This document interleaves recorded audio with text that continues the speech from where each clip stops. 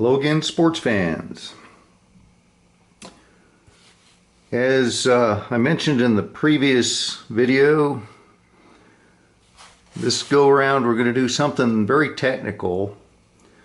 And even though this is a relatively rare repair to make, the techniques used will carry over into a lot of other similar situations. What will make this one difficult is the fact that that's the mortise here, and the precision of the glue job and all the connected to that has to be very high. If you get the angles wrong, you're dead.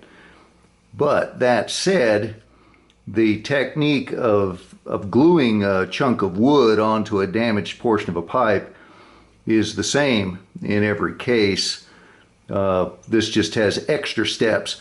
And a good example will be somebody that sent me an old heirloom pipe some years ago that belonged to their great-grandfather, and it had been found by accident. I think it matched a photograph they had of him, and so they knew it was him smoking it while sitting in a truck or on a tractor or something. They said that this used to be Grandpa's pipe, but it didn't have a stem, and it had some rodent mark. It had been chewed in several places that were significant divots, like a chunk, like half a grape of, you know how a rodent will eat something, and it had chewed deep dents into the pipe. So the fix for that was the same as what you're going to see me do on this one. That was just easier than this is going to be. So from time to time you might find yourself gluing chunks of briar onto existing pipes, and this is the way to do it. So in this particular case, the difficulty is going to be the angles, and here's how we're going to attack this.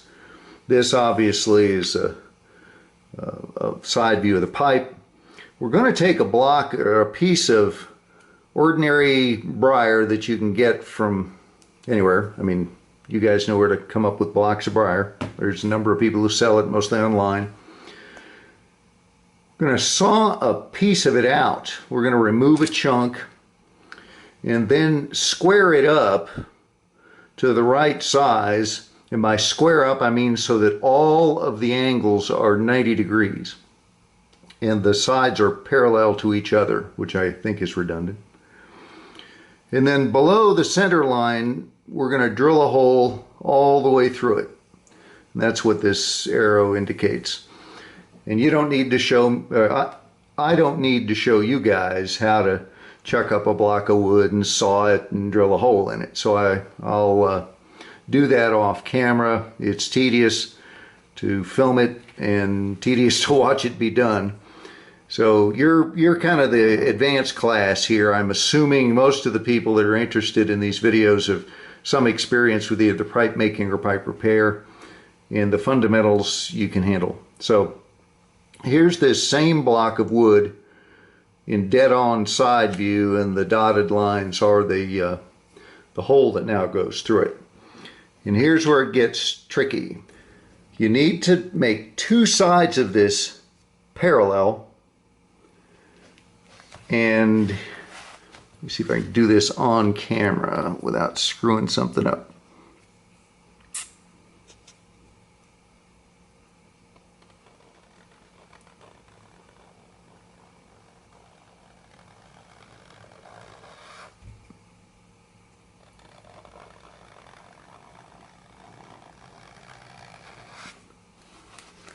And you're going to end up with that. And how you would get that is probably best to use something like a disc sander so that you can approach it very gradually. If you tried this on a bandsaw or similar, any mistake would be fatal, and you're going to have to finish it off on a disc sander. So you might as well start on one. In any event, these two angles, this wood is gone, That's now been removed. And this wood has been removed. And the piece of wood that you're left with, when it goes on to the pipe, oh yeah, back up. Before you attach this modified piece of wood to the shank, you have to also flatten this rough area where this has all been shattered and is chattery looking. You can't go glue into that. It's not going to work. You need to make this optically flat. Remove as little material as you can get away with, of course.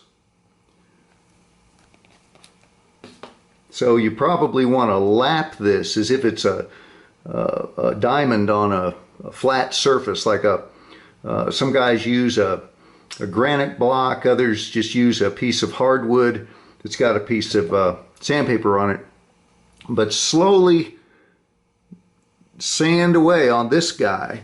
Now don't try to do this by hand with like a file or something.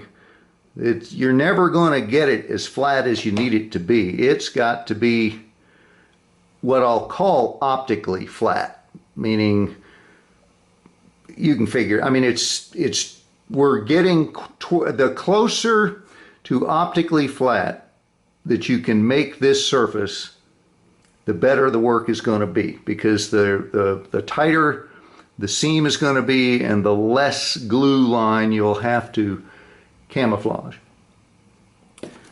So once this has been cut, where the red lines are, the top part of that block, a little bit of it, and most of the bottom of it have been removed, then that's going to be glued like so. And this line right here, that line, the red line, matches this red line.